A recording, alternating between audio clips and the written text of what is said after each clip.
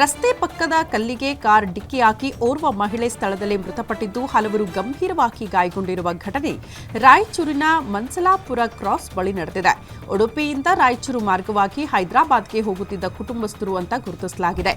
ಹಾಜಿರಾ ಮೃತಪಟ್ಟ ಮಹಿಳೆ ಅಂತ ಗುರುತಿಸಲಾಗಿದೆ. ಘಟನೆ ಸಂಬಂಧ ರಾಯಚೂರು ಗ್ರಾಮೀಣ ಪೊಲೀಸ್ ಠಾಣೆಯಲ್ಲಿ ಪ್ರಕರಣ ದಾಖಲಾಗಿದೆ.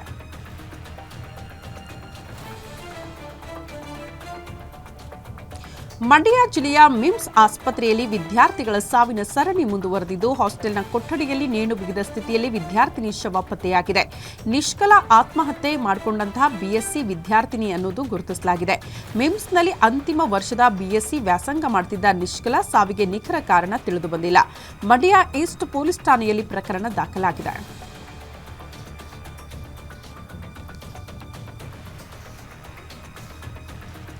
ಕೌಟುಂಬಿಕ ಕಲಹಕ್ಕೆ ವ್ಯಕ್ತಿ ಕೊಲೆಯಾಗಿರುವ ಘಟನೆ ಚಿತ್ರದುರ್ಗ ಜಿಲ್ಲೆಯ ಹೊಸದುರ್ಗ ಪಟ್ಟಣದಲ್ಲಿ ನಡೆದಿದೆ. ಶಿವಕುಮಾರ್ ಕೊಲೆಯಾಗಿರುವ ಮೃತ ದುರ್ದೈವಿ ಅಂತ ಗುರುತಿಸಲಾಗಿದೆ.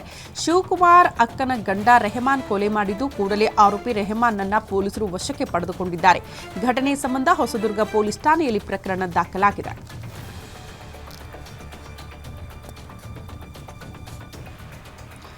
ವಿಜಯಪುರ ಜಿಲ್ಲೆಯ ದೇವರಹಿಪ್ಪರಗಿ ತಾಲೂಕಿನಲ್ಲಿ ನಡೀತಾ ಇರುವ ಅನಧಿಕೃತ ಶಾಲೆಗಳು, ಕೋಚಿಂಗ್ ಸೆಂಟರ್ಗಳನ್ನು ಬಂದ್ ಮಾಡಬೇಕು ಅಂತ ಒತ್ತಾಯಿಸಿ ನಮ್ಮ ಕರ್ನಾಟಕ ಸೇನೆ ಶಾಸಕರಿಗೆ ಮನವಿ ಸಲ್ಲಿಸಿದರು.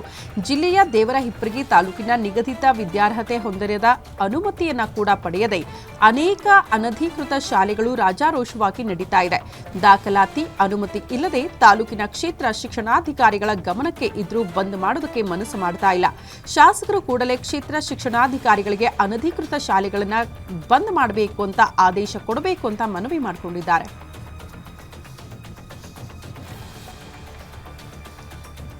ರಾಜ್ಯದಲ್ಲಿ ಬಿಡುವು ನೀಡಿರುವ ಮಳೆರಾಯ ಮುಂದಿನ ವಾರದಿಂದ ಹೆಚ್ಚಾಗುವ ಸಾಧ್ಯತೆ ಇದೆ. ಇಂದು ರಾಜ್ಯದಾದ್ಯಂತ ಜೋರು ಗಾಳಿಯೊಂದಿಗೆ ಸಾಧಾರಣ ಮಳೆಯಾಗಲಿದೆ. ಕರಾವಳಿ ಮತ್ತು ಮಲೆನಾಡಿನಲ್ಲಿ ಈ ಜಿಲ್ಲೆಗಳಲ್ಲಿ ಚದುರಿದಂತೆ ಸಾಧಾರಣ ಮಳೆ ಸಾಧ್ಯತೆ ಇದೆ. ಆದರೆ ಆಗಸ್ಟ್ 5ರಂದು ಕರಾವಳಿ ಜಿಲ್ಲೆಗಳಲ್ಲಿ ಭಾರೀ ಮಳೆಯಾಗಲಿದೆ ಅಂತ ಹವಾಮಾನ ಇಲಾಖೆ ತಿಳಿಸಿದೆ. ರಾಜ್ಯದಾದ್ಯಂತ ಆಗಸ್ಟ್ 7ರ ತನಕ ಮಳೆಯಾಗಲಿದೆ.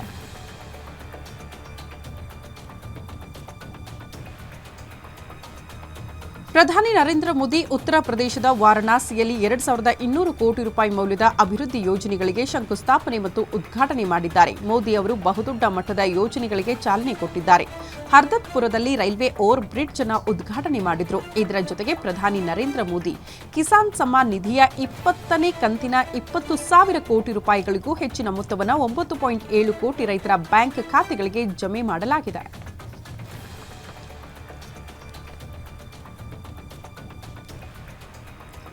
ಪೆಹಲ್ಗಾಮ್ ಭಯೋತ್ಪಾದಕರ ದಾಳಿಗೆ ಆಪರೇಷನ್ ಸಿಂಧೂರದ ಮೂಲಕ ಸೇಡು ತೀರಿಸಿಕೊಳ್ಳುವ ಭರವಸೆಯನ್ನು ಶಿವನ ಆಶೀರ್ವಾದದಿಂದ ಈಡೇರಿಸಲಾಗಿದೆ ಅಂತ ಪ್ರಧಾನಿ ಮೋದಿ ಹೇಳಿದ್ದಾರೆ. ವಾರಣಾಸಿಯಲ್ಲಿ ಸಾರ್ವಜನಿಕ ಸಭೆಯನ್ನು ಉದ್ದೇಶಿಸಿ ಮಾತನಾಡಿದ ಅವರು, ನಮ್ಮ ಆಪರೇಷನ್ ಸಿಂಧೂರನ ಯಶಸ್ಸನ್ನ ನಾನು ಮಹಾದೇವನ ಪಾದಗಳಿಗೆ ಅರ್ಪಿಸುತ್ತೇನೆ.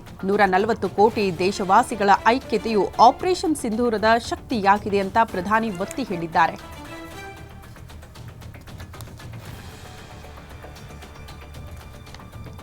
ಇನ್ನು ಇದೇ ವೇಳೆ ವಿರೋಧ ಪಕ್ಷದ ವಿರುದ್ಧವೂ ಪ್ರಧಾನಿ ನರೇಂದ್ರ ಮೋದಿ ವಾಗ್ದಾಳಿ ನಡೆಸಿದ್ದಾರೆ.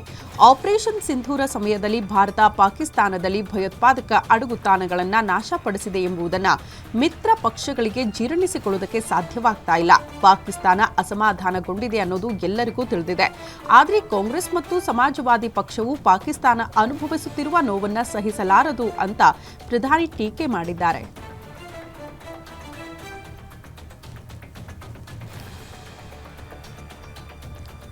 ಅಮೆರಿಕ ಅಧ್ಯಕ್ಷ ಡೊನಾಲ್ಡ್ ಟ್ರಂಪ್ ಘೋಷಿಸಿರುವ ಸುಂಕ ಹೆಚ್ಚಳದಿಂದ ಉಂಟಾದ ಜಾಗತಿಕ ಆರ್ಥಿಕ ಪ್ರಕ್ಷುಬ್ಧತೆಯ ನಡುವೆಯೂ ಪ್ರಧಾನಿ ಮೋದಿ ಭಾರತ ದೇಶವು ವಿಶ್ವದ 3ನೇ ಅತಿದೊಡ್ಡ ಆರ್ಥಿಕತೆಯಾಗುವ ಹಾದಿಯಲ್ಲಿದೆ ಅಂತ ಹೇಳಿದ್ದಾರೆ.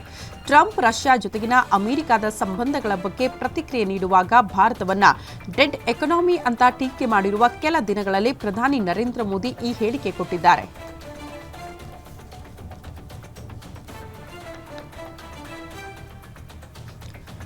ಮತಗಳ್ಳತನ ವಿರುದ್ಧ ಆರೋಪ ಮಾಡಿರುವ ರಾಹುಲ್ ಗಾಂಧಿಗೆ ಕೇಂದ್ರ ಸಚಿವ ರಾಜನಾಥ್ ಸಿಂಗ್ ತಿರುಗೇಟು ಕೊಟ್ಟಿದ್ದಾರೆ. ರಾಹುಲ್ ಗಾಂಧಿ ಬಳಿ ಪರಮಾಣು ಬಾಂಬ್ ಇದೆ ಅಂತ ಹೇಳ್ತಿದ್ದಾರೆ. ಇದ್ರೆ ಸ್ಫೋಟ ಮಾಡಲಿ, ಯಾವುದೇ ದಾಖಲೆಗಳು ಇಲ್ಲದೆ ರಾಹುಲ್ ಗಾಂಧಿ ಸುಳ್ಳು ಆರೋಪ ಮಾಡ್ತಿದ್ದಾರೆ.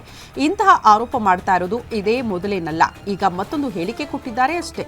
ರಾಹುಲ್ ಗಾಂಧಿ ಮೊದಲ ಸಾಕ್ಷಿ ಕೊಡ್ಲಿ, ಆಮೇಲೆ ನೋಡ್ಕೊಳ್ಳೋಣ ಯಾವ ಬಾಂಬ್ ಸ್ಫೋಟವಾಗುತ್ತೆ ಅಂತ ಪಾಟ್ನಾದಲ್ಲಿ ಕಿಡಿಕಾರಿದ್ದಾರೆ.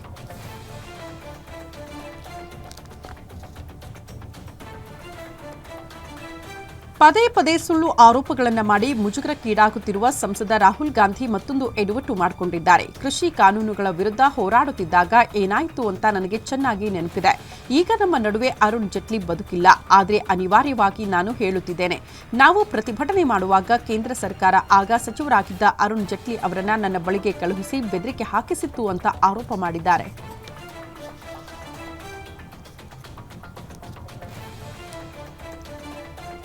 ಅರುಣ್ ಜೇಟ್ಲಿ ಅವರ ನಿಧನದ 1 ವರ್ಷದ ನಂತರ ಪರಿಚಯಿಸಲಾಗಿರುವ 2020ರಲ್ಲಿ ಜಾರಿಗೆ ಬಂದ 3 ಕೃಷಿ ಕಾನೂನುಗಳ ಕುರಿತು ಬಿಜೆಪಿ ನಾಯಕ ಅರುಣ್ ಜೇಟ್ಲಿ ತಮಗೆ ಬೆದರಿಕೆ ಹಾಕಿದ್ರು ಅಂತ ರಾಹುಲ್ ಗಾಂಧಿ ಹೇಳಿದ್ದಾರೆ. ಆದರೆ 2019ರಲ್ಲಿ ಅರುಣ್ ಜೇಟ್ಲಿ ಸಾವನ್ನಪ್ಪಿದ್ರು. ಹೀಗಾಗಿ ಅರುಣ್ ಜೇಟ್ಲಿ ಕುರಿತು ಈ ರೀತಿ ಸುಳ್ಳು ಆರೋಪ ಮಾಡ್ತಾ ಇರುವ ರಾಹುಲ್ ಗಾಂಧಿಗೆ ಅರುಣ್ ಜೇಟ್ಲಿಯ ಮಗ ರೋಹನ್ ಜೇಟ್ಲಿ ತಿರುಗೇಟು ಕೊಟ್ಟಿದ್ದಾರೆ.